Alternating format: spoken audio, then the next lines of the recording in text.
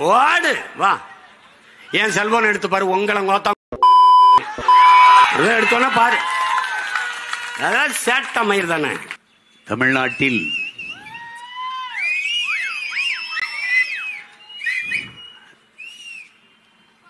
நிலவுகிற சட்டம் ஒழுங்கு சீர்கேட்டை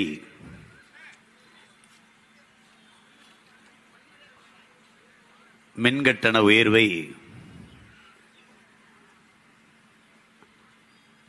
போதைப்பொருள் பெருக்கத்தை கண்டித்து உணர்வெழுச்சியோடு இங்கே நடந்து கொண்டிருக்கிற இந்த ஆர்ப்பாட்டத்தில் பங்கேற்றிருக்கிற என் உயிர் சொந்தங்கள் அனைவருக்கும் என்னுடைய அன்பும் வணக்கமும். அண்மையில் ஒரு வலையொலியில் பார்த்தேன். ஒரு மருத்துவர் பேசிக்கொண்டிருந்தால் நீங்கள் எல்லோரும் அறிந்ததுதான். ஆனாலும் மருத்துவர் சொல்லும்போது அதன் மகத்துவம் முதன்மையானது. தினந்தோறும் நீங்கள் வெயிலிலே சூரிய ஒளி வாங்க வேண்டும். வெயிலிலே நின்று அப்போதுதான் அது தசை நார்களுக்கும் எலும்புக்கும் வலு சேர்க்கும் என்று. அதனால் இன நலனுக்காக நீங்கள் நின்றாலும் உங்கள் நலனுக்காகவும் வெயிலிலே நிற்க வேண்டிய தேவை இருக்கிறது. உங்கள் நலன் கருதி சொல்கிறேன். நீங்கள் எல்லோரும் நிழல் நாடி போகிறீர்கள். நிழலின் அருமை வெயிலை தேடி வாருங்கள். அப்போதுதான் தெரியும். உங்களைப் போலதான் எல்லோரும் பாதுகாப்பாக வாழ வேண்டும் என்று நினைக்கிறார்கள். நிழலில் நிற்பது சரிதான். அதற்காக ஒரு மரம் வளர்க்க வேண்டும் என்பதை நாம் எல்லோரும் புரிந்து கொள்ள வேண்டும். இங்க நின்ன மரம் எவனுக்கு என்ன பண்ணுச்சுன்னு தெரியல, வெட்டிட்டாங்க. அது நீ போராட்டம் நடத்துறியா? அங்க போராட்டம் நடத்தினா நிழல்ல நின்று பேசுவ, கொஞ்சம் தள்ளி போட்டா வெயில் நின்று பேசுவாயின்ட்டு. நாங்கள் நிழலையும் விட வெயிலை அதிகமாக விரும்புவர்கள் என்பதை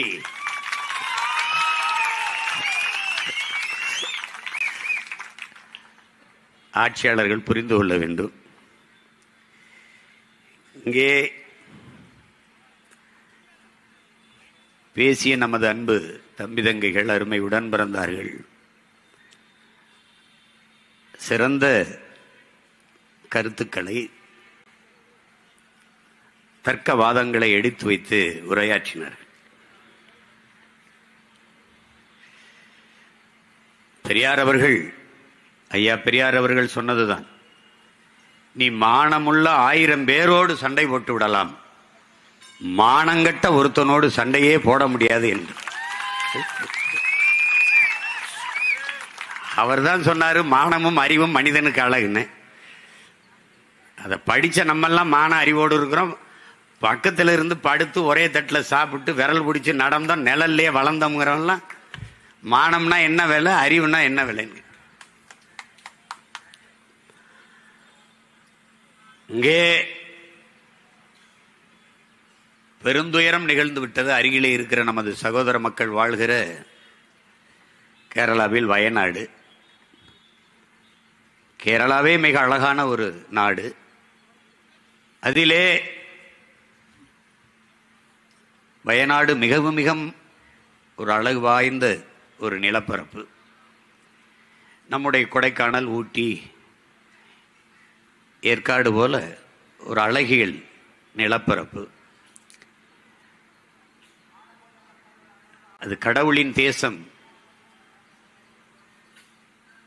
என்று கவிஞர் பெருமக்கள், அறிவார்ந்த அறிஞர்கள் எல்லோரும் அதை பாராட்டுவார்கள். என் அருமை தம்பி தங்கைகள், என் அருமை உடன் பிறந்தார்கள், இந்தியா நிலப்பரப்பு முழுமைக்கும் நீங்கள் பயணம் செய்து பாருங்கள். விண்ணூர்தியில் கேரளாவுக்குள் பறக்கும் போது விண்ணூர்தியில் இருந்து கீழே குனிந்து பாருங்கள். ஆங்காங்கே வெள்ளையாக சில கட்டிடங்கள் தெரியும், ஆங்காங்கே. அங்கிருந்து தமிழ்நாட்டுக்கு வந்து இறங்குங்கள், ஆங்காங்கே பச்சையாக ஏதாவது தெரியும். நம்ம தான் கேடுகட்டு கேவலங்கட்டு இருக்கிறோமான்னு நினைச்சு மற்ற மாநிலங்களுக்கு பறக்கும் போது நம்மளை விட கேவலங்கட்டவன் நிறைய பேர் இருக்காங்க. அங்கேயும் பல கருணாநிதி அவன் பேரம்பேத்திகள் பிறந்து அந்த தேசத்தில் இன்றைக்கு பேரிடர், மழை சரிவு, மணல் அரிப்பு. ஆனால் அந்த பெரும் துயரத்தை விட என் மனதை பெரிதும் காயப்படுத்தியது உங்களோடு நான் பகிர்ந்து கொள்ள விரும்புகிறேன். ஆட்சியாளர்கள், இயற்கையை பேரன்பு கொண்டு நேசிக்கிற பெரும் காதலர்கள், அமைச்சர் பெருமக்கள், சூழியல் ஆர்வலர்கள் எல்லாம் பேசியதை நான் கேட்டேன். காடுகளை வெட்டியதுதான், அழித்ததுதான் அதற்கு காரணம். ஒரே நேரத்தில் 1000 ஈட்டிய நெஞ்சில் வாய்ந்தது மாதிரி இருந்தது. நம்ம பாட்டேன் முப்பாட்டேன் மாத்தாப்பேன் போய் காட்ட வெட்டின மாதிரி வெட்டின ஐக்கிய பயிலே பேசிட்டு காணடா. காடுகளை அழித்தது இவர்கள் தான். அவர்களே இப்போது பேசுகிறார்கள், காட்டை அழித்ததுதான் இந்த நிலச்சரிவுக்கு, மண் சரிவுக்கு, மலைச்சரிவுக்கு காரணம் என்று. நான் பல முறை உங்களுக்கு சொல்லியிருக்கிறேன், நாம் போதிக்கும் போது அவர்களுக்கு புரியாது, பாதிக்கும் போது புரியும் என்று. இப்போது நமக்கு முன்பு சொல்கிறார்கள் காடுகளை அழித்ததுதான். காடுகளின் தேவை என்ன, அவசியம் என்ன? 300 அடி 250 அடிக்கு உயர்ந்து நிற்கிற மரங்கள், காடுகள் தன் வேரை ஆள் நிலத்திற்குள் பரப்பி புகுத்தி மண்ணை இறுக்கமாக பிடித்துக் கொள்ளும், சரிவை தடுக்கும். இது இயற்கை. அது அறிவியல் என்றாலும், இயற்கை என்றாலும், உயிரியல் என்றாலும், எப்படி பார்த்தாலும் இதுதான் உண்மை. நீ அதை வெட்டுன, குட்ட பயிர தேயிலே காஃபியை போட்ட, அரிச்சிட்டு போயிடுச்சு. ஒரு சங்கிலி தானே என் உடன் பிறந்தவர்களே, ஒரு சங்கிலி தானே, ஒரு இணைப்பு. அது உயிர் சங்கிலியா இருக்கட்டும், உணவு சங்கிலியா இருக்கட்டும், எல்லாம் 6 மாவட்டங்கள் அங்கிருந்து மேற்கு தொடர்ச்சி மலை அப்படியே வருது, கன்னியாகுமரிக்குள்ள இப்படி வந்து ஒரிசா வரை போகுது. கன்னியாகுமரியில் பல ஆயிரக்கணக்கான வெடிமருந்து டன் எடையுள்ள வெடிமருந்துகளை வச்சு தகர்த்து என்னுடைய மலையை நொறுக்கி எடுத்துட்டு போனேன். 3 கிலோமீட்டருக்கு அங்க மலையை தகர்ப்பதற்கு, கல்குவாரிக்கு அங்க பாம் வைக்கும் போது, வெடிமருந்தை வைக்கிற போது, தொலைதூரத்தில் இருக்க கிராமத்தில் இருக்க வீடுகளின் சுவர்கள் வெடிக்கும் போது, இங்கே நீ வைக்கிற மலையில் அதிர்வு அங்கே வெடிக்காத? இந்த அடிப்படை அறிவு ஏன் உங்களுக்கு இல்லை? எல்லோரையும் கொண்டு விட்டு துறைமுகம் வெட்டி பிணத்தை ஏற்றுமதி செய்ய போகிறாயா? என்னத்தை ஏற்றுமதி செய்ய போகிறாய்? இதற்கு யாரிடத்தில் பதில் இருக்கிறது? யாரிடத்தில்? எப்படிப்பட்ட அறிஞர்கள் வாழ்கிற நிலத்திலே நீங்கள் ஆட்சியாளர்களிடத்திலே, அவர்கள் ஆட்சியின்களே வாழ்கிறீர்கள்? நீர் வழிந்து ஓடுகிற காவாய்கள், தாரைகள், அரிப்பு ஏற்படுது என்று இருபுறமும் கான்கிரீட் சுவர்கள், சிமெண்ட் செங்கலை வைத்து, கற்களை வைத்து கட்டி எழுப்புவதை உலகத்தில் எந்த நாட்டில், எந்த நாட்டு அறிஞர் நீர் மேலாண்மையில் இது செஞ்சிருக்கான் பார்த்திருக்க? உன் முன்னோர்கள் அப்படிதான் செஞ்சானா? கரையை அரிக்கிறது, மண்ணை அரித்துக் கொண்டு நீர் ஓடுகிறது என்றால் தடுப்பதற்கு இருக்கிற ஒரே வழி கரை நடுக, மரம் நடுக. இது அடிப்படை அறிவு. அதை செய்யாம காங்கிரீட் மதில் சுவர் இப்படி சிமெண்ட போட்டா இந்த இருவோரமும் கசிந்து கசிவுநீர் பாசனத்திற்கு பல லட்சம் ஏக்கர் காய்ந்து கிடக்கிறது. கசிவுநீர் பாசனம், வண்டு, மண்புழு, நண்டு, நத்தை எல்லாம், பாம்பு, எலி எல்லாம் அந்த தண்ணி போய் ஓரத்தில் போய் அந்த இதுல தான் வாழும். தவளை, மண்புழு, நண்டு, நத்த, அவைதான் இந்த மண்ணை வளப்படுத்தும். நீ சிமெண்ட போட்டா எங்கடா போய் இது வாழும்? இங்க வாழும். இங்க பேசிட்டு இருந்த நம்ம அம்மா பேசினாங்கல்ல, பேராசிரியர் அம்மா தமிழ்ச்செல்வி, ஒரு ஏரியெல்லாம் ஆக்கிரமிச்சிட்டாங்க. நம்ம நின்று பேசுற இடமே ஏரிதானே தாயே. நீரின்றி அமையாது ஒழுக்கு என்று வாடியவனுக்கே கோட்டம் ஏரியை தூத்துட்டு தான் கட்டப்பட்டிருக்கு. இதுக்கு பேரு லேக் ஏரியா. ஏரி எங்கய்யா? அங்கிட்டு போறியா? அதுதான் பதில். இந்த பகுதிக்கு பேர் என்ன சொல்லு? லேக் எங்கடா? இதுதான். இது எங்க அப்பத்தா சொல்லும்ல, கால கொடுமையப்பா, வேற ஒன்னும் சொல்றதுக்கு இல்ல.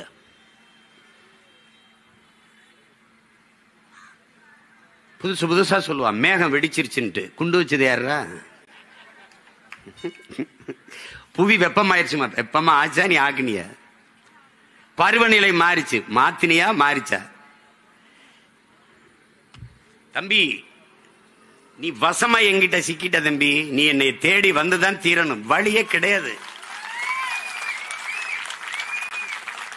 நீயா புதுசா சிந்திச்சு பேசுற மாதிரி பேசுவ, நான் பேசினதான் பேசுவேன். என்கிட்ட உன்ட்ட அதிகாரம் இருக்கு, ஊடகம் இருக்கு. எப்படி இருக்கு பாரு. ஐயா ஸ்டாலின் அவர்கள் திடீர்னு பார்த்தா வணிகர்கள் ஒரு 5-6 பேரை உட்கார வச்சுட்டு, எங்கும் தமிழ் இல்லை, தமிழகத்தில் தமிழ் இல்லை என்று யாரும் சொல்லக்கூடாது.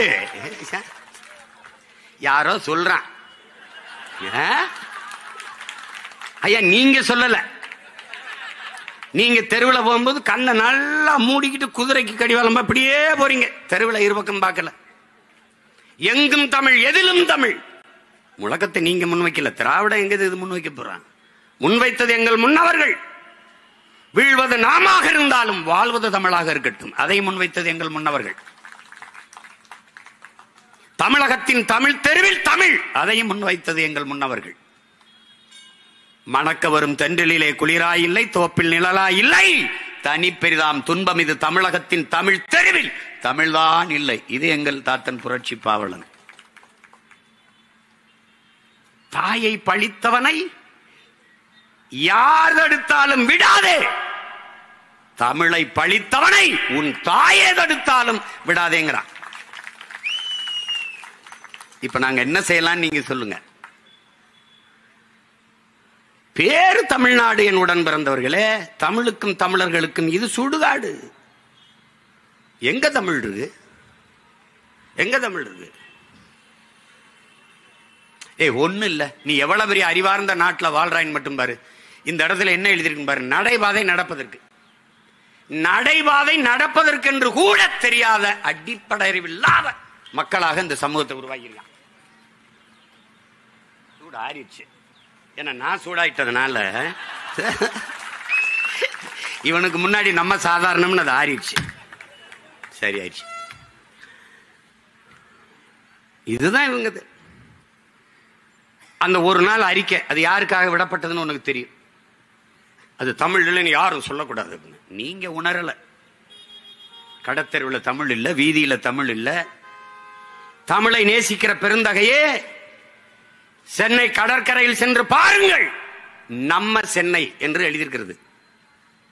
நம்ம சென்னை என்று எழுத்திருக்கிறது. என் தம்பி தங்கைகள் போனா பாருங்க, நம்ம தமிழ்ல இருக்கு. சென்னை எந்த மொழியில் எந்த எழுத்தில் இருக்குது? தமிழ் வாழ்க. திராவிட மாடல், திராவிடம் சமஸ்கிருதம், ஆங்கிலம் மாடல் இங்கிலீஷ், தமிழ் வாழ்க. இதாண்டா இவங்க ஆட்சி முறை.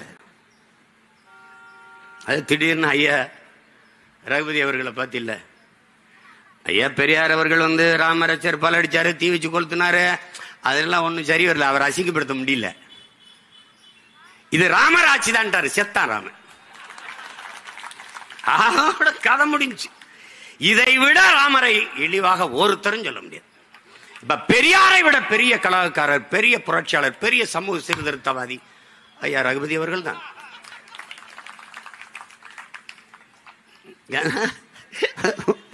புரியுதில்ல உனக்கு? புரியுதில்ல? கலைஞரை நீ எல்லாமாட அவமானப்படுத்திடுவ.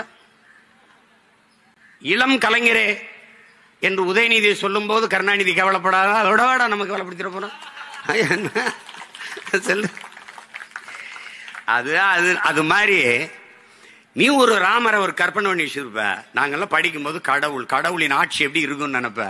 பசி இருக்காது, பஞ்சு இருக்காது, வறுமை ஏழ்மை இருக்காது, எல்லாருக்கும் உணவு கிடைக்கும், உடை கிடைக்கும், வாழ நல்ல வீடு இருக்கும், அங்க குற்றம் குறை இருக்காது, மது இருக்காது, கொலை செய்ய நடக்காது, கற்பழிப்பு இருக்காது, இதெல்லாம் இருக்காதுன்னு நினைப்ப. நீ அப்படிதான் நினைப்ப. அந்த ஆட்சி நீட்சின்ட்டாரு. ஒரு வார்த்தை ஐயா ஸ்டாலின் அவர்கள் பேசல. இல்ல அப்படிலாம் இல்லையே. திராவிட முன்னேற்ற கழகத்தில் ஒருத்தன், ஒரு தலைவர் பெருமக்கள், ஒண்ணு வேணாம். அந்த வாடகை வாய்கள் பொறிக்கும் புரைக்கும் கத்திக்கிட்டு இருக்கும்ல, அந்த நாய்கள் கூட குலைக்கலையே. அது கூட குலைக்கல. அவங்க வசதியா பேசுவாங்க, வசதிக்காக பேசுவாங்க. இது பேச வேண்டிய பொருள் இல்லை, அவங்க விட்டுருவாங்க. என்னடா இவங்க திடீர்னு பார்த்தா முருகன் மாநாட்டில் பங்கேற்கிறார். யாரா முருகன்? யாரு புதுசா இப்பதான் அவங்க கட்சியில் சேர்த்துப்பார் போல் இருக்கு. அந்த மாநாட்டில் முருகன் யார் என்று ஐயா ஸ்டாலின் குறைஞ்சது 20 நிமிஷம் பேசணும். தாழ்ல எழுதி வச்சு படிக்காம பேசணும். அருணகிரிநாதர் எழுத திருப்பூர் பத்தி திருநகை முத்து அதை பாடணும். பத்தி திரு முத்து திருநகை பாட்ட பாடணும். வேணாவா என் மகன் பெரியவன் கூட வேணாம், மாவீரனை பாட வைக்கிறேன். அவன் திருவாசம் எனும் தேன் அவன் பாடுவான். நம்ம சிவாய வாழ்க நாதன் தாழ் வாழ்க அவனா பாடுவான். குறுக்கணி பாண்டினா கோவப்பட்டுருவான். நான் பாடு பேச பார்ப்போம். திடீர்னு முருகன் கண்ணுக்கு வருவாரே, திடீர்னு நாங்கள் முருகன் எங்கள் மூதாதை முப்பாட்டன், அதுல அது கடவுளை முப்பாட்டன், கடவுள் என் பாட்டன் தாண்டா உங்களுக்கு கடவுளாயிருக்கான். நாங்கள் முருகனை தூக்கும் போது முருகன் என் என முன்னோன் எங்கள் தமிழ் கடவுள் என்று நான் வேல்வேல் வெற்றிவேல் என்று வேலை தூக்குகிற போது விமர்சித்த பெருமக்கள் இதே முரசொலியில் என்னை திட்டி இழிவுபடுத்தி எழுதிய கட்டுரை,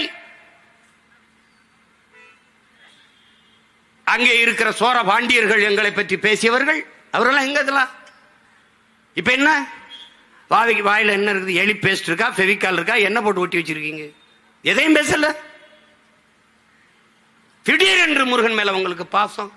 நாங்கள் வேலை தடுத்தால் தமிழ்நாடு நாசமாயிரும், நீங்க வேலை எடுத்தால் எப்படி? இதே பிஜேபி வேலை தூக்குகிற போது பாராட்டி முரசொலியில் எழுதினீர்கள். அதே வேலை தூக்கி நாங்கள் திருமுருக பெருவிழா நடத்தும் போது விமர்சித்து எழுதினீர்கள். யார் பிஜேபி RSS தத்துவத்தின் அடிவரடிகள்? யார்? நீங்களா நாங்கள்? யார் வந்தாலும் திமுகவை ஏத்திட்டியா சங்கி. அப்ப நீங்களான லுங்கி அங்கிய? நீங்க யாரு? யாரு? யார நீ? யாரு சொல்லு. ராகுல் ஏதாவது கேள்வி கேளுங்களேன். மோடிக்கு ஆதரவாக பேசுகிறார். மோடி எதிர்த்து பேசுறதா அப்ப ராகுலுக்கு ஆதரவாக பேசுறதா? சரி ஐயா, காலையில் எந்திரிச்சவன அவன் விற்கிற போத பொருளை 1-2 இதை அடிச்சுட்டு தான் எந்திரிப்பாங்க போல் இருக்கு. என்ன தேவை எழுதி வைக்கிறது, பேசுறது, இதையெல்லாம் பேசு. திடீரென்று முருகன் உங்கள் கண்ணுக்கு தெரிய காரணம் என்ன சொல்லுங்க? என்ன அதை சரி பண்ணும்? ராமர் ஆட்சி இங்க சரி பண்ணியாச்சு, இந்துக்கள் வாக்க சரி பண்ணியாச்சு. நல்லா கவனிக்கணும். இப்ப முருகனை தூக்கிட்டு சீமான் திறான், நாம் தமிழர் திறான், அதை கொஞ்சம் சரி பண்ணு. அப்புறம் இஸ்லாமியர்களுக்கு அந்த சிறுபான்மை பிரிவில் ஏதாவது பொறுப்பை போடு. ஏன்னா இப்ப 26 நெருங்கிருச்சு, இன்னும் 17 மாசம் தான் இருக்கு. அவனுக்கு எதை பத்தி கவலை கிடையாது. அதை போடு போட்டு அவங்க. அப்புறம் யார் இருக்கிறா? ஜோ அருள் தந்தை இருக்காரு. அவர் என்ன பண்றாரு? அவர் லயல்ல வேலை செஞ்சாரு, புனித ஜோசப் கல்லூரியில வேலை செஞ்சாரு. அவரை தூக்கி கிறிஸ்தவர் நலன் அங்க ஒரு பொறுப்பு போடு. ஓட்ட கரெக்ட் பண்றான் ராஜா. நீனும் தான் இருக்கிய. தெய்வ திருமகன் முத்துராமலிங்க தேர்வு நினைவிடத்தில் ஒரு மாலை வைத்து விட்டால் கல்லர் மறவர் அகமுடையோர் வாக்கை கரெக்ட் பண்ணிடலாம், வாங்கிடலான்னு அவன் நினைக்கிறான். நீனும் அதை நம்புற, அதுக்கு தான் சாய்க்கிற, அதுக்கு தான் ஓட்டு போடுற.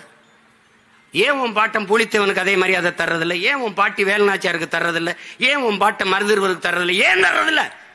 ஏனால் இங்கே மாலையை வைத்து வணக்கம் செலுத்தி விட்டால் அந்த 3 சமூக வாக்குகளும் தனக்கு வந்து விடுதுன்னு நம்புறான். நீ அதை தான் தொடர்ச்சியா செஞ்சுட்டு இருக்க. அதான் செஞ்சுட்டு இருக்க. அதுலதான் இது வருது. யாரு கிறிஸ்தவரா? அவருக்கு ஒரு மீனை போடு, அவருக்கு ஒரு புழுவை போட்டு விடு. இது யாரு இஸ்லாமியரா? அவருக்கு ஒரு புழுவை போட்டு விடு. அதானே நடக்குது. இது எதுக்காக நடக்குது? திடீர்னு வறுமை ஒழிப்பு, புரட்சி பெண்கள் திட்டம். புரட்சி பெண் யாரு? புரட்சி பெண்ணுனா யாரு? முதல்ல என் தங்கச்சிகள் கல்லூரிக்கு போகும்போது 1000 ரூபாய் காசு கொடுக்குற. 1000 ரூபாய் கூட வசதி இல்லாத என் வீட்டு பெண்கள் வறட்சி பெண்கள் தானே ஒழிய புரட்சி பெண்கள் அல்ல. நீ எப்படி புரட்சி பெண்ண? புரட்சி பெண் என்றால் யார்? கணவர் இறந்து போனார், கைம்பெண்ணாக இருக்கும்போது பிள்ளைகளை விட்டு இறந்து போனார். உங்களால தான் குடி செத்து போயிட்டான். பேச தெரியும். தமிழ்நாட்டிலே இளம் விதவைகள் அதிகமாக, இந்தியாவிலே அதிகமாக இருக்கிற மாநிலம் தமிழ்நாடு. இப்ப என்னமா நீங்க இப்படி சொன்னீங்களே இப்ப அப்படின்னா, அப்படி கேட்டால் வாய மூடு. இதுதாங்க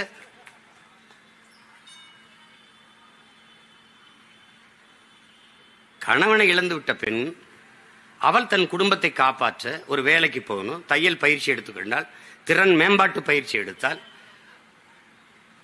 ஒரு துணி ஆடை விற்பனையகத்துக்கு போனால், உணவகத்துக்கு போனால், வேலை செய்தால், வருவாய் ஈட்டி தன் குடும்பத்தை காத்தால், தற்சார்பு பொருளாதாரத்தில் தன்காலிலே நின்று தன் குடும்பத்தை காத்தால் இவள் புரட்சி பெண். இவள் புரட்சி பெண். கால் விபத்திலே இழந்து விட்டாலும் ஓட முடியல, பாரா ஒலிம்பிக்கிலே அது ஓடி தங்கத்தை வெல்றா, பதக்கத்தை வெல்றா என்று ஓடுகிறவள் புரட்சி பெண். எத்தனை புரட்சி பெண்கள் இந்த நிலத்தில. அதுக்கெல்லாம் அந்த பேரை வைக்கிறது இல்லை. இந்த புரட்சிங்கிற சொல்ல இவர்களால் தான் இழிவாய் போனது. அன்பு மக்களை, வர்றவன்லாம் புரட்சி தலை, புரட்சி நடிகன், புரட்சி தளபதி, புரட்சி கிரட்சின்னு போட்டு புரட்சி வறட்சி சொல்லாக மாறிட்டது.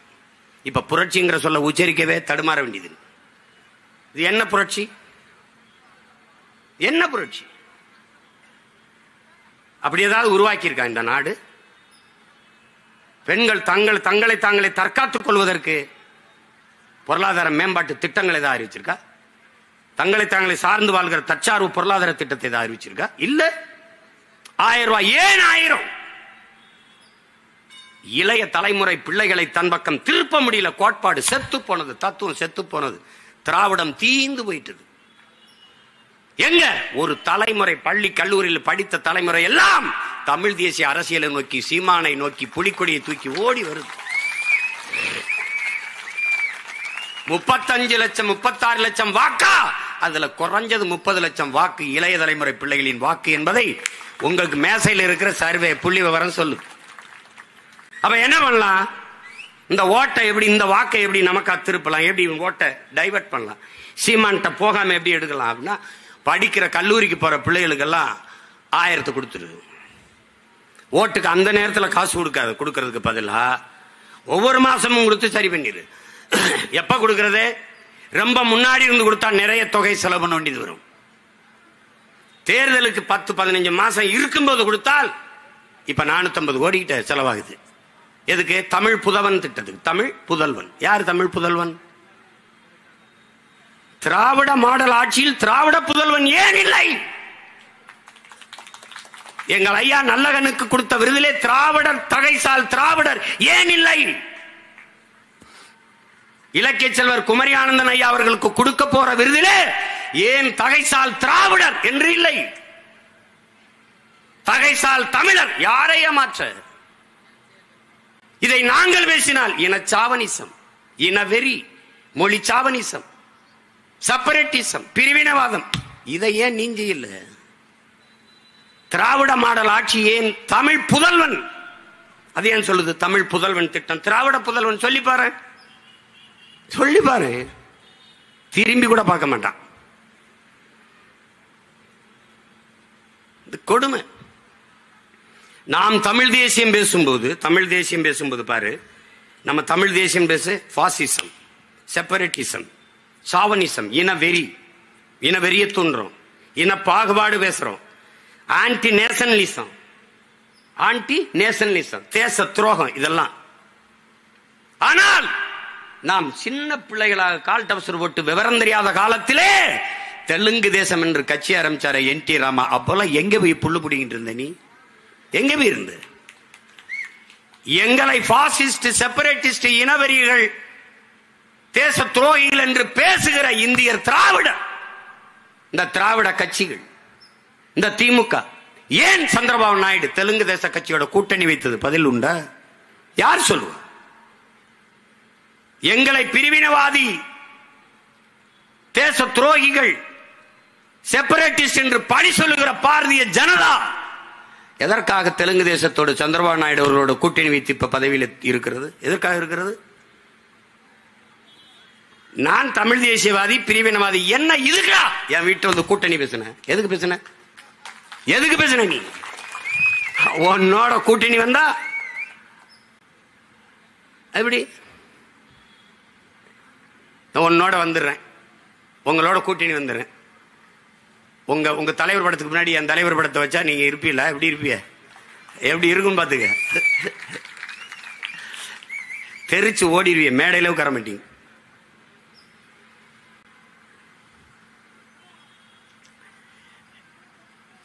ஒன்னொன்னே பார்க்கும்போது அணை கட்டியிருந்தோம், தடுப்பணை கட்டியிருந்தாங்க, காணாங்கிறான். என்னடா தடுப்பணை? இப்ப வரைக்கும் சொல்றாங்க மத்திய அமைச்சர், மத்திய சுகாதாரத்துறை அமைச்சர் சொல்றாருங்க. இப்ப சொல்றாருங்க இந்த பாராளுமன்ற கூட்டத்தில் 24க்குள்ளே நாங்க எப்படியும் எய்ம்ஸ் மருத்துவமனை கட்டி முடிச்சிருவோம். இன்னும் இந்த சனம் நம்பிட்டாலே இதை. ஏற்கனவே ராமர் கோயில் நாங்க யாராவது இப்ப பிஜேபி ராமரை பத்தி ராமர் கோயிலை பத்தி, ஏன்னா இந்த ரகுபதி ஐயா ராமர் ஆட்சிதான் பேசினதுக்கு முதலில் கோபப்பட்டிருக்க வேண்டியது பிஜேபி காரர்கள் தான். இவ்வளவு கேவலமான ஆட்சியாடா ராமர் ஆட்சி? ஏண்டா கள்ளச்சாராயம் குடிச்சு சாகடாடா ராமர் ஆட்சி? 6 வயசு குழந்தை வீட்டுக்குள்ள இருந்தால் வன்புணர்வு செய்து கொலை செய்யறான். 60 வயசு அம்மா தனியா இருந்தாலும் வன்புணர்வு செய்யறான். சாலையில தாலி ஆக்குறான், தோட இருக்கிறான். இதெல்லாம் தாடா ராமர் ஆட்சி? ஒருத்தன் பேசல. ஏன்? ராமருக்கு மார்க்கெட் இல்ல. எப்படி? தம்பி அகிலேஷ் யாதவ் முடிச்சிட்டான். அயோத்தியிலே பொது தொகுதியில தாழ்த்தப்பட்ட ஒருவரை போட்டு செருப்ப கட்டி நங்குன்னு அடிச்சு முடிச்சிட்டான். இப்ப பேசுறது ராமரை பேச முடியாது. அந்த பிரச்சனை முற்று பெற்று விட்டது. Problem solved. ராமருக்கு கோயில் கட்டிட்டு அங்க எல்லாம் குறுக்கல ஐயோ ஒழுகுதுங்க. இப்ப பாராளுமன்ற கட்டு என்னைக்காவது நீ மாணிக் தாகூர் விருதுநகருடைய பாராளுமன்ற உறுப்பினர் நாடாளுமன்றத்தில் பேசி நீ என்னைக்காவது பார்த்திருக்கிய? அவரையே பேச வச்ச பெருமை ஐயா மோடிக்கு தான் உண்டு. எப்படி பெற்றாரு தெரியுமா? பாராளுமன்றம் அவங்க பேசுற அப்படி என்னங்க மழை பெய்த பாராளுமன்றத்துக்குள்ள தண்ணி வருது ஒழுகுதுங்க அப்படின்னு. ராமர் கோயிலும் ஒழுகுது, அவர் கட்டின ராமர் கோயிலும் ஒழுகுது, நாடாளுமன்ற கட்டடமும் ஒழுகுது. அதை பத்தி கவலை இல்லை. மக்கள் அழுவதை பற்றிய கவலைப்படாத அவர்கள் கோயிலும் நாடாளுமன்ற கட்டிடமும் ஒழுகுவதை பற்றி எப்படி கவலைப்படுவாங்க? அதை பத்தி அவங்களுக்கு ஒரு கவலையும் கிடையாது.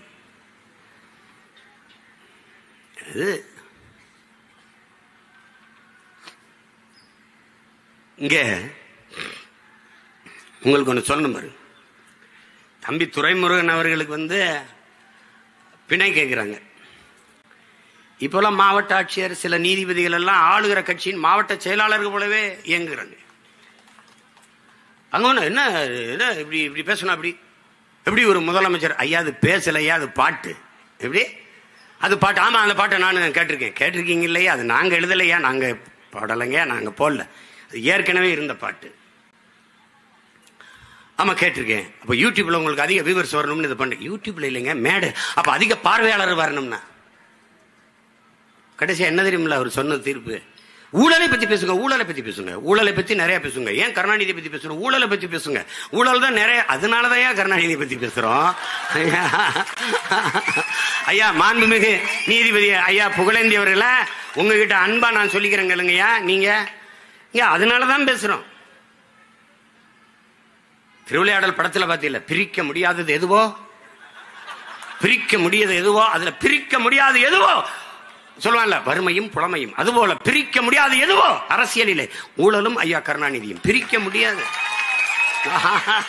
இது தெரியாம நீ ஐயா எங்க பாட்டன் சூரபத்ம, இன்னொரு பாட்டன் முருகன் போய் எங்களுக்காக எங்க பங்காளிகளுக்குள்ள சண்டை தான், அத பகைவன் எங்களை கொண்டு விட்டான். அதுல எங்க பாட்டி சூரபத்ம மனைவி போகாத போருக்குன்னு வீடு பரவாயில்ல அவன் சொல்றான். முருகபிரானினுடைய வரலாறை எழுதும் போது இந்த சூரபத்மனை எழுதாமல் முருகனுடைய வரலாற்றை எழுத முடியாது இல்லையா? அது மாதிரி ஊழலை பற்றி பேசும்போது ஐயா கருணாநிதி பற்றி பேசாம பேச முடியாது இல்லையா? அது மாதிரி ஒரு வரலாறு, ஒரு பெருமை தான், ஒரு பெருமை தான், பெருமை தான். இங்க இப்படி பாருங்க, அண்ணா பல்கலைக்கழகத்தில் இவங்களால கற்பனை செய்யப்படுங்க அறப்போர் இயக்கம் அதை வெளியிடுது. அறப்போர் இயக்கத்தினுடைய உடன் பிறந்தார்கள் எல்லோருக்கும் என்னுடைய அன்பும் வாழ்த்துக்களும். அவங்க என்ன பண்றாங்கன்னா, தகவல் அறிவு உரிமை சட்டத்தில் கேட்கிறாங்க, அவங்களுக்கு எப்படி இந்த ஐயா வந்ததுன்னு தெரியல, ஒரு துறையில் இப்படின்னா ஒவ்வொரு துறையும் எப்படி இருக்குன்னு யோசிச்சு பார்த்துக்க. மொத்தம் 480 தனியார் அரசு பொறியியல் கல்லூரிகள், மொத்தம் 480. இதுல 52,500 பேராசிரியர் பெருமக்கள், 52,500. இதுல 224 தனியார் சுயநிதியில தன்னிதி, சுயநிதி அது சமஸ்கிருதம், நம்ம தன்னிதினே பேசுவோம், தன்னிதி கல்லூரிகள் 224. இதுல இதுல பாத்துக்கிறங்க, நல்லா கொஞ்சம் 353 ஆசிரியர் பெருமக்கள், 353 பேராசிரியர் பெருமக்கள் ஒரு இடத்திற்கு மேற்பட்ட இடங்களில் கல்லூரிகளில் பணி செய்வதாக காட்டப்பட்டது. ஒரு இடத்திற்கு மேற்பட்ட இடத்துல நல்லா கொஞ்சம். இதுக்கப்புறம் ஒரு 5 பேராசிரியர் பெருமக்கள் 11 கல்லூரிகளில் முழு நேரமாக பணியாற்றுவதாக காட்டப்பட்டது. 5 பேராசிரியர்கள் முழு நேரமாக 11 கல்லூரிகள். இதுல ஒரு பேராசிரியர் பெருந்தகை 32 கல்லூரியில் தொடர்ச்சியாக 32 கல்லூரியில் முழு நேரமாக பணியாற்றுகிறார் என்று பதிவு செய்து அது சம்பளம் வாங்கிடுவார். சம்பளம் யார் வாங்கியிருப்பான்னு நீங்க புரிஞ்சுக்கணும். நல்லா கவனிச்சுக்கணும். இதுல ரொம்ப கொடுமை என்னன்னு பாத்தீங்கன்னா, இப்படி 211 பேராசிரியர்கள் எல்லாம் படித்தவர்கள், முதுகலை பட்டம் பெற்றவர்கள், முனைவர் பட்டம் பெற்றவர்கள். 211 பேர் 2500 பணியிடங்களை அவர்கள் நிரப்பினதாக காட்டி, இவர்களே இங்க வேலை செய்யறாங்கன்னு காட்டி ஊதியம் பெற்றிருக்குது. அதுல 175 பேர் 972 பணியிடங்களை நிரப்பியதாக, இவர்கள் அத்தனை பேரும் முனைவர் பட்டம் பெற்றவர்கள். 175 பேரும் டாக்டரேட் பட்டம் பெற்றவர், PhD பண்ணி முனைவர் பட்டம் பெற்றவர்கள் இந்த வேலையை செய்திருக்கிறார்கள். அறப்போர் இயக்கம் கண்டுபிடிக்காத வரை அண்ணா பல்கலைக்கழகம் இது ஒன்றும் கண்டுவில்லை. இப்ப அது சொல்ற காரணம் பாருங்க, இது எப்படி கண்டுக்கிறாங்க? இல்ல அவங்க ஆதார் அட்டை கொடுக்கும்போது ஒவ்வொருத்தரே பல அட்டைகளை கொடுத்துட்டாரு. ஆனா இவங்க நமக்கு என்ன கற்பிச்சான்? ஆதார் அட்டை தான் எல்லாத்துக்குமான பெருத்த அடையாளம், எல்லா வலிக்கும் ஒரே நிவாரணி ஆதார் தான். கடைசி அந்த ஆதாரே பயனற்றதுன்னு ஆயிடுச்சு. இத்தனை பேரும் வெவ்வேறு ஆதார் அட்டைகளை கொடுத்து எங்களை ஏமாற்றி விட்டார்கள். அங்க இருந்த படங்கள் வெவ்வேறு முகமைப்பில் இருந்தது.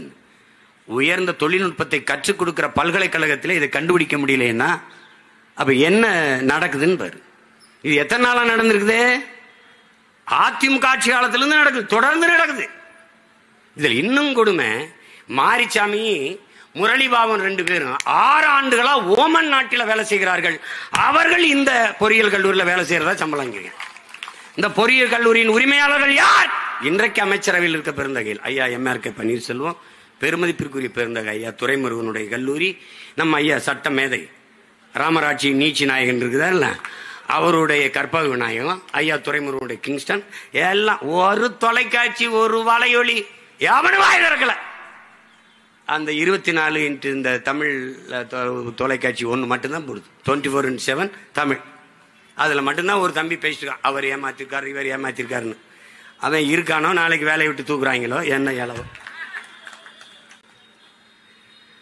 எவ்வளவு வசதியாக இதை பற்றி பேசாது ஒரு வலையொலி, ஒரு தொலைக்காட்சி பொது விவாதத்துக்கு எடுத்தது உண்டா? இதை விட கொடுமை இந்த நாட்டில் உண்டா? நீ இதெல்லாம உனக்கு பிரச்சனை. நீ ஆடியோ வெளியிடு, உட்கார்ந்து நீ IPS படிச்சுட்டு வர்றது, SP AC DCR எதுக்கு? சீமா யார்கிட்ட என்ன பேசுறான், எங்க ஏச்சியை துப்புறான், எங்க இறங்கி ஓரத்தில் நின்று ஒண்ணு கடிக்கிறான், உன் வேலை மயிராடாது, மயிராடா. திடீர்னு இந்த வெண்ணைகளுக்கு காளியம்மா மேல அப்படியே பாசம். ஏன்டா புடுங்கியல அவ போட்டிட்டால மயிலாடுதுறையில போய் நின்று இந்த எழுதி காளியம்மா காளியம்மான்னு வேலை செஞ்சு ஜெயிக்க வச்சிருக்க வேண்டியதானே? ஏய் நாங்க பிசுரும்பா அப்புறம் உசுரும்பா, அது உனக்கு என்ன மசுருக்கு அந்த பிரச்சனை? உனக்கு என்ன பிரச்சனை? உனக்கு என்ன பிரச்சனை? இது என் கட்சி பிரச்சனை. பெத்ததாயவே சும்மாருமா வாய் மூடிட்டு பேசாம இருக்க மாட்டியா அப்படிங்கிறோம். ஆத்தாளப்பன் பேச்சே கேட்காதனால தானே இந்த வேலையை செஞ்சுக்கிட்டு இருக்கேன். இல்லைன்னா மீட்டர் இருந்து ஓய்வு பெற்றிருப்பேன், இல்ல வாத்தியாரா போயிருப்பேன் சொந்தக்காரங்க மாதிரி. என்னத்தையாவது பேசுறது ஆடியோ, ஐயோ சீமான ஒழிச்சு போடுவோம் அப்படின்னு. டேய் நீனும் தான் ஒன்னா பேசி பார்த்த, 15 வருஷமா ஒரு பொம்பளை விட்டு பேசி பார்த்த. அதுக்கப்புறம் தான் ஃபேன் ஃபாலோவிங் அதிகமாயிடுச்சு, கேர்ள்ஸ் ரொம்ப ஃபாலோ பண்றது. அப்பா நான் அப்படி போவேன், சலையே சீமாண்டின்னு. ஒரு சிடுமுஞ்சி நினைச்சா இவன்ட்டு ரொமான்ஸ் இருக்கு போல் இருக்கு அப்படின்ட்டு. அப்படிதான் என் தம்பி கார்த்திக்கு personal advice as elder, you don't worry, be happy.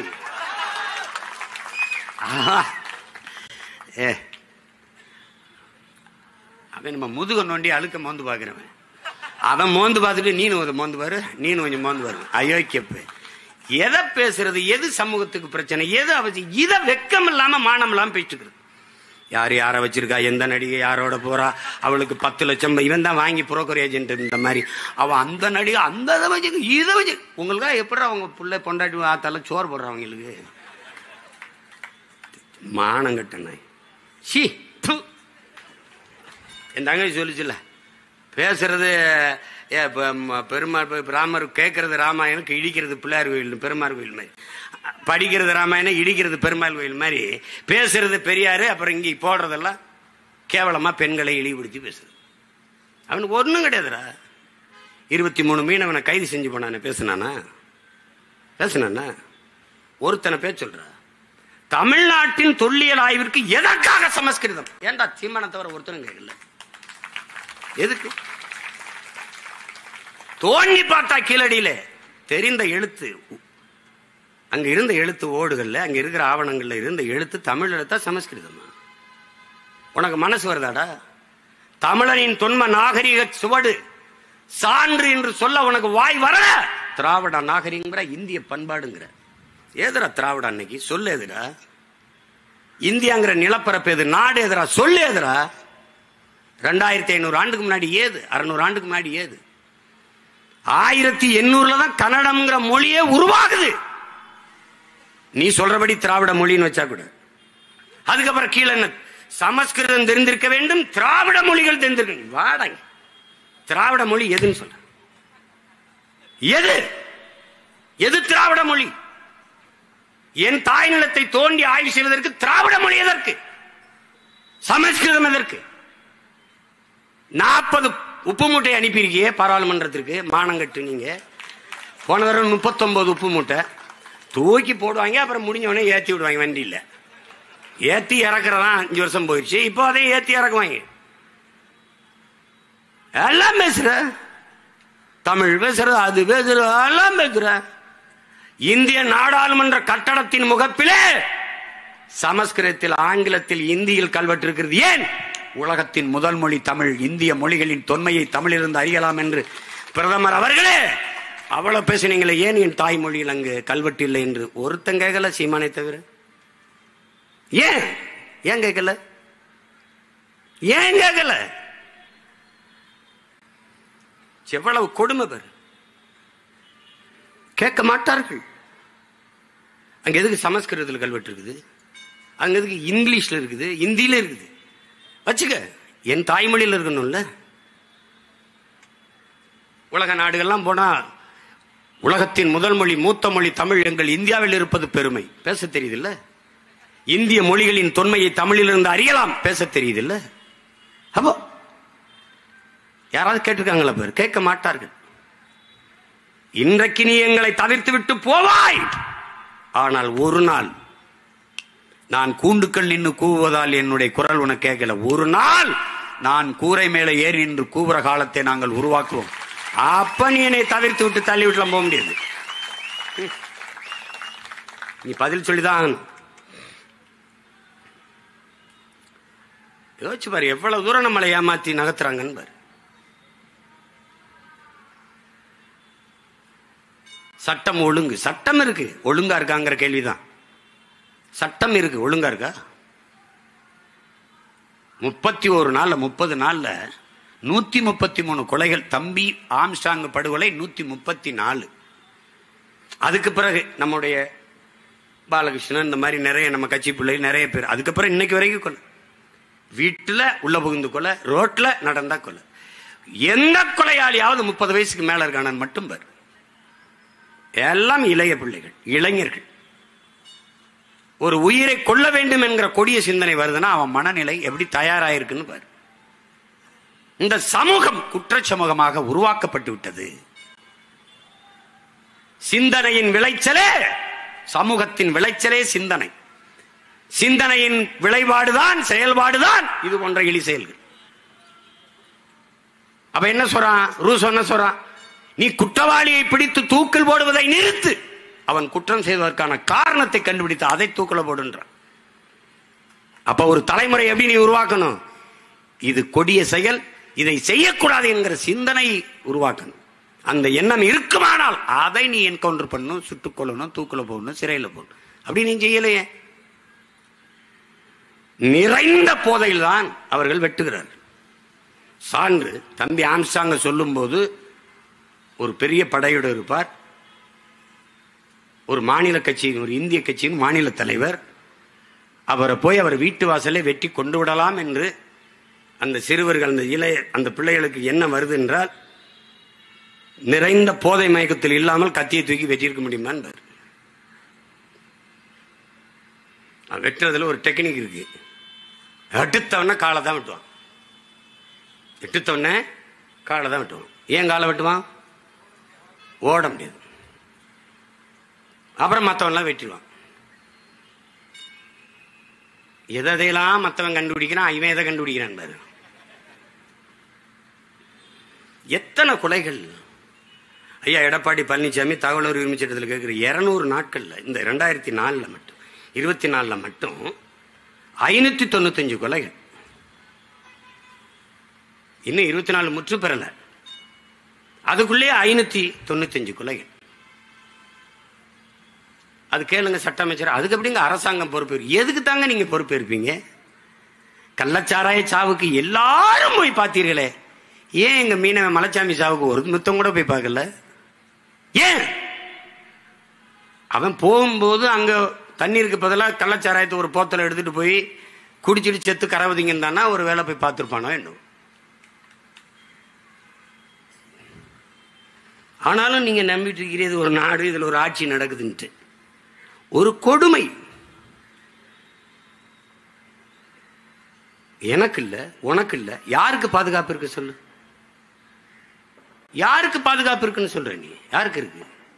தங்கச்சி சொன்ன மாதிரி வழக்கறிஞருக்கு இல்ல. அவர் என்னவோ இருக்கட்டுப்பா. வெட்டி கொலை செய்வதே எப்படி இருக்கிறது? 40 வெட்டு 50 வெட்டுன்னா என்ன மனநிலையில் சக மனிதனை வெட்டுவான்? நான் அப்ப பயணம் போயிட்டு இருக்கும்போது எங்க ஊர் ராமநாதபுரத்தில் ஒரு விடுதியில் தங்கியிருந்த ஒரு பையன் வந்து என்னை பார்த்தான். சிறையில் இருந்து இப்போ தானே வந்தேன். என்னடா பண்ணேன்? ஒருத்தர் கொன்னுட்டேன். என்ன பண்ண? அதான ஒரு சின்ன பகையின கோபத்தில், இந்த சாதிய மயக்கத்தில் தான் நான் பண்ணிட்டேன். என்ன பண்ணார்? அப்படியே ஓடினாருன்னா தண்டவாளத்தில் ஓடிட்டே இருந்தார். அப்புறம் அவரை போய் விரட்டி விழுத்தாட்டி வெட்டினேன். ரொம்ப மனசு இப்போ வலிக்கு. என்னென்ன சும்மா வெள்ளரிக்காயை வெட்டின மாதிரி சதக்கு சதக்குன்னு பழக்குது மனித சதை இம்பிடுத்தானே அப்படின்னா. இதுதான் அது. என் தம்பி சொன்னது மாதிரி ஒரு குற்றவாளி போனால், கார்த்திக் சொன்னார் பாருங்க, குற்றவாளி போனால் அவருக்கு கொடும் தண்டனை இருக்குதுன்னே இல்லை. ஒவ்வொருத்தனும் 6 கொலை 7 கொலை 11 கொலை பண்ணியிருக்கான் திருநெல்வேலியில். 90 நாள் தான் வெளியில வந்துருவான். 90 நாள் தான். என்ன சாட்சி இருக்கணும்? இந்த நாடு ஒரு உயர்ந்த நீதியை வச்சிருக்கு. எந்த தவறும் செய், நீதி சான்று இல்லாம செய்யதான். சாட்சி இருக்கா கேட்கும், சான்று இருக்கா இல்ல ரிலீஸ். நீ எவ்வளவு வேணாலும் கொள்ளையடிச்சுக்கலாம், எத்தனை பேரையும் வன்புணர்வு செய்யலாம், எவ்வளவு வேணாலும் கொலை செய்யலாம், எவ்வளவு வேணாலும் ஊழல் லஞ்சம் பெறலாம். சாட்சி இருக்கா இல்ல விடுதலை. அப்படி என்ன பண்றான்? ஒரு 90 நாள் இருக்கான் அப்படியே ஜாலியா மாமியாருக்கு போன மாதிரி. யார் காசு? எவன் செத்தானோ அவன் ஆத்தால அவன் சொந்தக்காரன் கொடுக்குற வரி காசெல்லாம் உள்ள உட்காந்து சாப்பிட்டு சீட்டாடிட்டு ஜெஸ் விளையாடிட்டு தாயக்கட்டை விளையாடிட்டு வெளியில வருவான். வந்து வேற அசைன்மெண்ட் போட்டு திருப்பி உள்ள போவான், போட்டு திருப்பி வருவான். கூலிக்கு வேலை செய்யலாம், கூலிக்கு கொலை செய்யலாமா என்று அறிவார்ந்த தமிழ் சமூக தம்பி தங்கைகள் சிந்திங்க. தண்ணீரால் நனைய வேண்டிய நம் தாய் நிலம் ஏன் ரத்தத்தாலும் கண்ணீராலும் நனைகிறது என்பதை சிந்திச்சு பாருங்க. ரொம்ப கொடுமை, ரொம்ப மோசமா போயிட்டு இருக்கு. கேட்டால் சட்டம் ஒழுங்கு சரியாக இருக்கு, சட்டத்தின் ஆட்சி இருக்குது. ஒரு கேவலம், கேவலம் சொன்னது கேவலம்னா அது இவங்க எங்க திசை திருப்பாங்க? இப்போ இத்தனை பேர் மீனவ மக்கள் வந்து நம்ம மனு கொடுக்குறாங்க. அதான் நீ வர்றாரு சீமான் எங்க போறார், யாரை சந்திக்கிறார்? நீங்க ஒண்ணும் இல்லைங்க. ரெட்பிக்ஸ் அந்த உரிமையாளர் ஃபெலிக்ஸ் டெல்லியில் இருக்காருங்க, பிணை கேட்டு அவர் அணைச்சி வச்சிருந்தாரு. கொஞ்ச நேரம் அந்த அலைபேசியை தொடங்கிட்டாருங்க. ஏதோ தொடங்கிட்டார், மனைவி கிட்டே அட்டே பேச. அதை கண்டுபிடிச்சு இது டெல்லியில இருக்குன்னு போய் கைது பண்ணி கூட்டிட்டு வர்ற நீ. ஆம்ஸ்ட்ராங்கு 3 முறை எச்சரிச்சான், உன் உயிருக்கு அச்சுறுத்தல் இருக்குன்னு. அப்ப என்ன பாதுகாப்பு கொடுத்த? என்னை கூட தான் உலகம் புறா இருக்க மக்கள், என் சொந்த, என் கட்சி பிள்ளைகள், உறவுகள்லாம் பாதுகாப்பாருங்கண்ணே பாதுகாப்பாருங்கண்ணேங்கிறாங்க. அது அவன் அதிகாரம் இல்லை, அது சொல்லலாம். நீ பாதுகாப்பு கொடுத்துருக்க வேண்டிய நீ எச்சரிச்சேன் அப்படின்னா அது என்ன மாதிரியான பணி? எப்படி பாருங்க, இப்ப வரைக்கும் குற்றவாளிகளை திரட்டி கொண்டு தான் இருக்கிறார்கள். இவர்கள் ஒரு முறையை வைத்திருக்கிறார்கள். தூத்துக்குடி துப்பாக்கி சூடா அருணா ஜெகதீசன் தலைமையிலே ஒரு விசாரணை கமிஷன், ஒரு குழு. இஸ்லாமிய சிறை கைதிகள் விடுதலையா ஆதி நாராயணன் தலைமையில் ஒரு குழு. தங்கச்சி ஸ்ரீமதி தற்கொலையா, அது கொலையா தற்கொலையா விசாரிக்க 2 நீதிபதிகள் தலைமையில் ஒரு குழு. அதுபோக சிபிசிஐடி விசாரணை. நல்ல படித்த என் தம்பி தங்கிகள் ஆழ்ந்த அறிவார்ந்து இதை சிந்திச்சு பாருங்க. தங்கச்சி ஸ்ரீமதி இறந்துட்டா, இது உண்மை. அது தற்கொலையா கொலையா, இது நமக்கு எழுகிற சந்தேகம். ஸ்ரீமதியின் கிராமம் சின்னது, அவ படிச்ச கல்லூரி பக்கத்தில். இதை விசாரிக்க எத்தனை காலம், எவ்வளவு நாட்கள் எடுத்துக்கொள்ளலாம்? அறிவார்ந்த பிள்ளைகள், தமிழ் சமூக சொந்தங்கள் சிந்திச்சு பாருங்க. எத்தனை நாள் எடுத்துக்கலாம்? காவல்துறை விசாரணையில் என்ன பிரச்சனை? சிபிசிஐடிக்கு மாத்திரம்.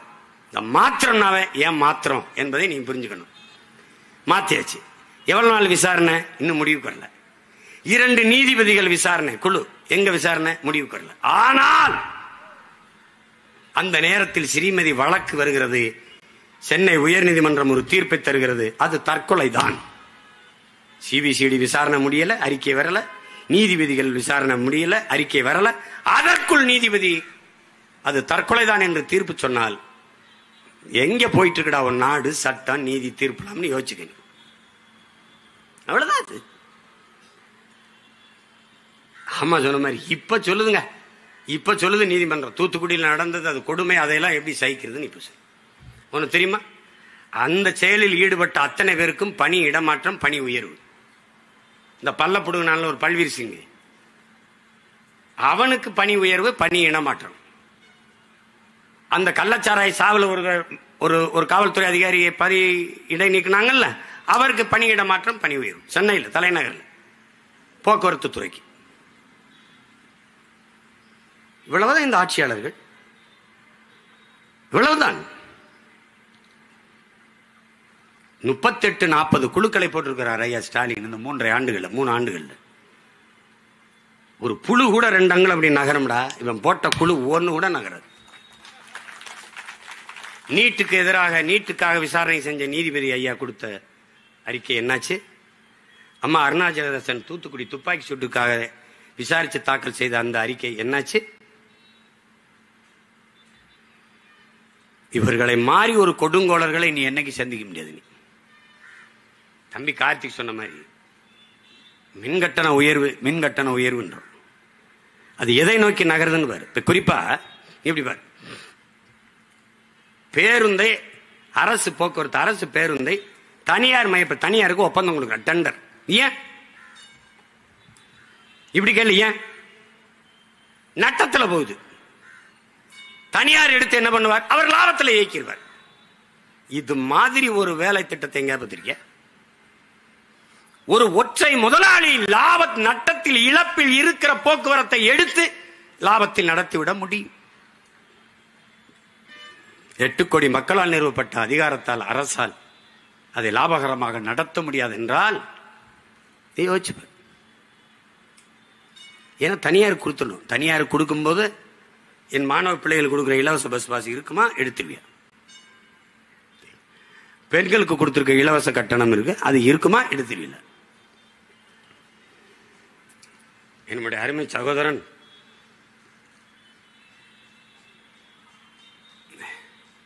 ஈரோட்டில இருந்து ஒரு மூத்த பத்திரிகையில, புகழ்பெற்ற பத்திரிகையில வேலை செய்யற தங்கவேல் அவர்கள், அவருடைய மனைவி என்னுடைய தங்கை பணி இடமாற்றத்துக்கு வந்திருக்கிறார். அரசு பேருந்துல போறோம், மகளிருக்கு இலவச கட்டணம் இல்ல பயணம். அது சொல்லுது கண்ணீரோட, ஒரு துளி கூட மதிக்கிறது இல்லை. என்ன நடத்துனர்கள் எங்களை மதிக்கிறது இல்லை. காரணம் இலவசம். இலவசம் என்ற சொல்லால் நம் பிள்ளைகள், பெண் பிள்ளைகளின் மானத்தை கெடுத்து அவமானப்படுத்தியதான் மிச்சம் இந்த அரசு. அது தனியார். எதை நோக்கி நகர்கிறது என்று பாருங்க. இப்ப இப்படி பாருங்க, அதானி தமிழ்நாட்டுக்குள் வந்தார். உலகத்தின் மிகப்பெரிய பணக்காரர், இந்தியாவின் மிகப்பெரிய தொழிலதிபர். மோடி அவருடைய நெருக்கமான நண்பர். அவர் தமிழ்நாட்டுக்குள் வந்தார்.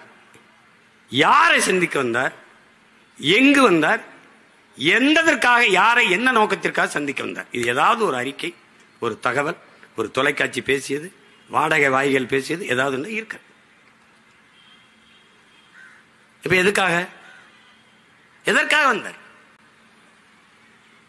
அதான் நீ நினைச்சுக்கலாம், ஆட்சியில் இருக்கிறவன் கையெழுத்து போட்டான், அதனால காட்டுப்பள்ளி துறைமுகத்தை கட்டிடலான்னு. இங்க பிரபாகரன் மகன் ஒருத்தர் நிக்கிறேன், நீங்க ஒரு மயிரையும் கொடுங்க.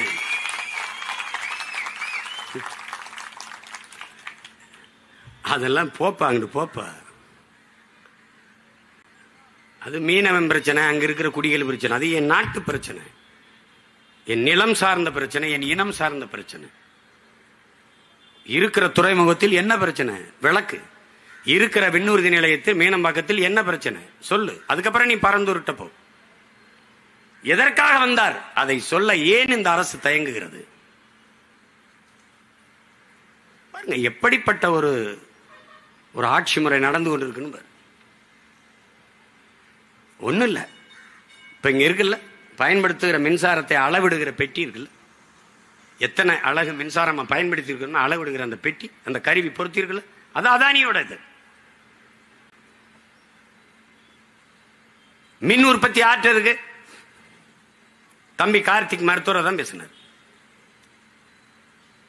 அரசிடத்தில் இருப்பதை விட அதிக மின் உற்பத்தி திட்டங்கள் தனியார் முதலாளிகிட்ட, மத்திய மாநில அரசு கிட்ட இருப்பதை விட அதிக மின் உற்பத்தி திட்டங்கள், மின் உற்பத்தி நிறுவனங்கள், நிலையங்கள் தனியார்ட்ட இருக்கு. உற்பத்தி தனியார்கிட்ட வந்த போது விநியோகம் தனியார்ட்ட வர எவ்வளவு நேரம் ஆகும்னு யோசிச்சு பார்த்து. இப்ப பெட்டி வந்துருச்சு, எல்லா வீட்டுக்கும் அவன் தான் பொறுத்தான். அதுல எழுதிருக்கு பாரு, அதானின்னு இருக்கும். இருக்கா இல்லையா? இருக்கு. மின் உற்பத்தி விநியோகத்தை தனியார்ட்ட கொடுக்க இழப்புன்னு காட்டுவார்கள். எப்படி போக்குவரத்து என்ன சொல்றாங்க? நட்டத்தில் ஓடுது. மின் உற்பத்திக்கு 1,50,000 கோடிக்கு மேல இழப்பு. கட்டணம் உயர்ந்து கொண்டே இருக்கு. உயர்த்துங்கள் ஐயா ஸ்டாலின் அவர்களே, நீங்க நேர்மையான நிர்வாகி, சிறந்த தலைவர்.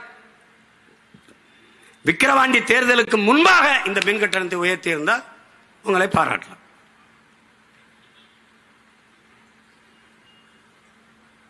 அந்த பாட்டை வச்சு ஓட்டிட்டாங்க ஒரு 10-15 நாள். அது கைது, இது கைது, சண்டாளன்னு பாடக்கூட பாடல விடு, வேற பாட்டு பாடுவோம்.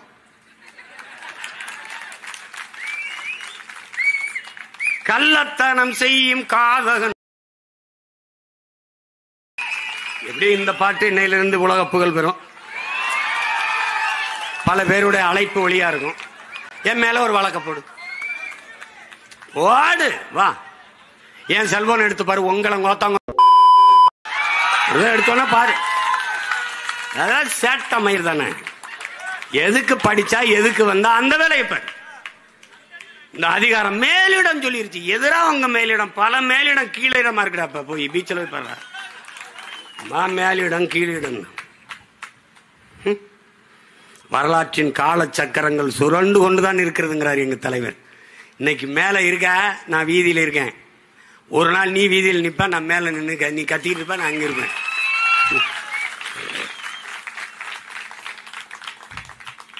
ஐயோ அப்படி பேசிட்டாரு. ஐயோ அவர் எவ்வளவு பெரிய புனிதர். அவர் எப்படி கட்டிய மனைவி தவிர வேறொரு பெண்ணின் நிழலை தொட்டறிய மாட்டார். தமிழ்நாட்டு பாட நூல்ல இருக்கு சண்டாளன். சண்டாளன்னா யாரு? நம்ம தாத்தா நாமக்கல் கவிஞர் எழுதியார். தாயை நிந்தித்தவன், தந்தையை வெறுத்தவன், இதெல்லாம் சொல்றாரு. அது ஒரு இழி சொல். சரி வேணாம், விட்டுருவோம். இன்னையிலிருந்து சண்டாளன்னு பாடாதீங்க, கொடும் சனியன்னு பாடுங்க. பாடிட்டு போங்க. வேற ஏதாவது வரி வேணா கேளுங்க, எழுதி அனுப்புறேன். நாட்டுக்கு இதெல்லாம் பிரச்சனைங்க. இவங்களுக்கு அதெல்லாம் பிரச்சனை. இந்த நாடு அனுபவிக்கிற பெரிய மீனவர் படுகொலை காரணமே இவங்க தாங்க. கச்சத்தீவை எடுத்து கொடுத்தவன் காங்கிரஸுங்க. கொடுக்கும்போது கூட நின்று வேடிக்கை பார்த்தது திமுகங்க. 2 பேரும் கூட்டணி வச்சு ஓட்ட வாங்கிட்டு மஞ்சள் குளிச்சிட்டு இருக்கோம். 400 டிஎம்சி வந்துகிட்டு இருந்ததுங்க கர்நாடகால இருந்து நமக்கு தண்ணீர். 400 டிஎம்சி. அது 10வது வழக்கு போட்ட பெருந்தகையும் ஐயா கருணாநிதி, அம்மையார் இந்திரா காந்தி பிரதமர். அப்ப 356 பயன்படுத்தி ஆட்சியை கலைச்சி விடுகிற ஒரு முறை இருந்து அதுல கலைச்சி விட்டுருவாங்கன்னு தான் கச்சத்தீவு கொடுக்க காத்துக்கிட்டு இருந்தார். பொறுமையா இருந்தார். ஆண்டுதோறும் பல லட்சக்கணக்கான தொண்டனை கூட்டி மாநாடு போடுற நீங்கள் ஏன் கச்சத்தீவை கொடுக்கூடாதுன்னு ஒரு கூட்டம் போடல, ஒரு ஆர்ப்பாட்டம் போராட்டம் செய்யுது. அன்னைக்கு இந்திய நாடாளுமன்றத்துக்குள்ள பேசின ஒரே மான தமிழன் மரத்தமிழ் வீரன் எங்க தாத்தா மூக்கையத்தவர் மட்டும்தான். ஒருத்தனும் பேச. உங்க தந்தை இந்திய நிலப்பரப்பில் ஒரு பகுதி எடுத்து சீனாவுக்கு கொடுத்து வரலாற்று பெரும் துரோகம் செய்தார்.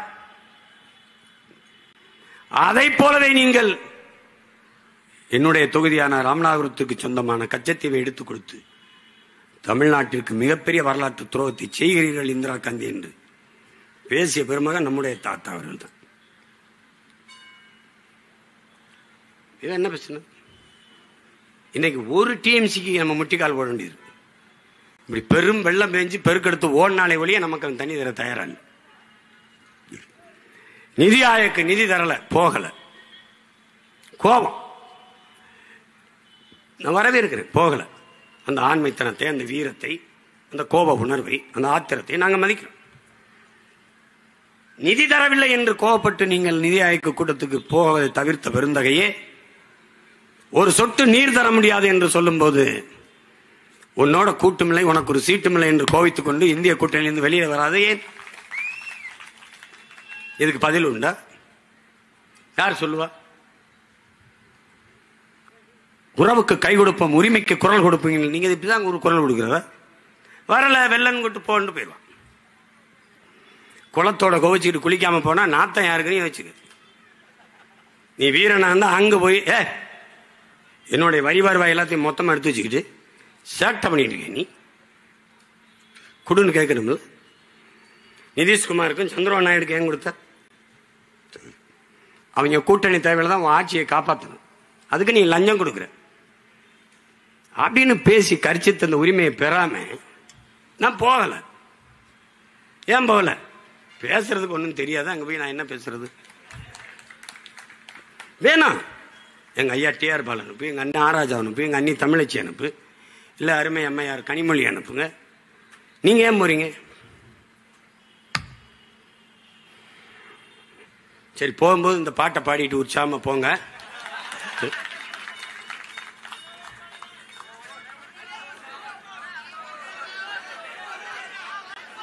ஏடா இப்பவே ஹிட் ஆயிருச்சடா.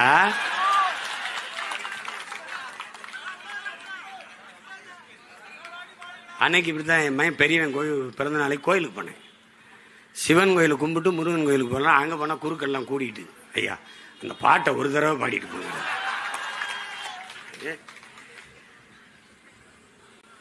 இப்படி பாடுறதா போயிடுறதா?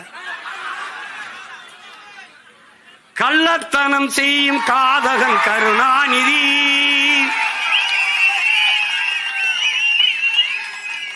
சதிகாரன் கருணாநிதி,